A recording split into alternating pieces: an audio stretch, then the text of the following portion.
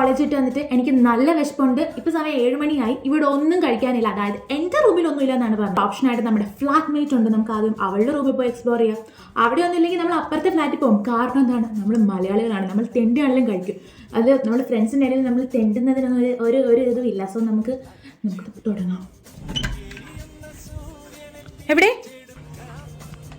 വാ, എനിക്ക് വിശക്കുന്നു. എന്തെങ്കിലും ഉണ്ട് എടുത്തതാ. എന്തുവാ?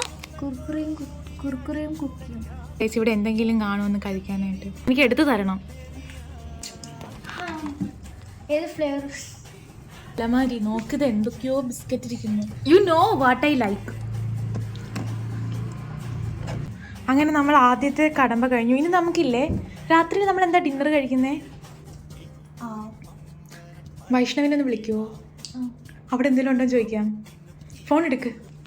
അവിടെ എന്തെങ്കിലും കഴിക്കാനുണ്ടോ? ചപ്പാത്തിക്ക് കൂട്ടാൻ ഞങ്ങൾ വന്നാ കിട്ടുവോ?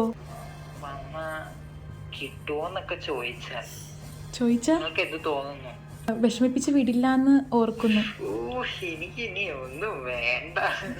വരട്ടെ.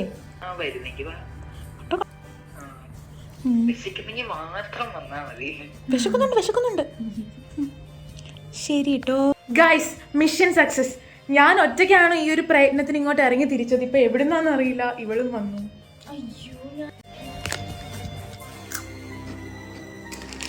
ഗെറ്റപ്പൊക്കെ നോക്ക്, ബാഗൊക്കെ തൂക്കിയിട്ടാണ് പോകുന്നത്. അപ്പുറത്ത് സാമ്പാർ കഴിക്കും.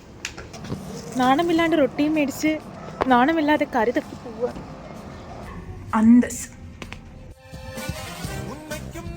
അങ്ങനെ നോക്ക്.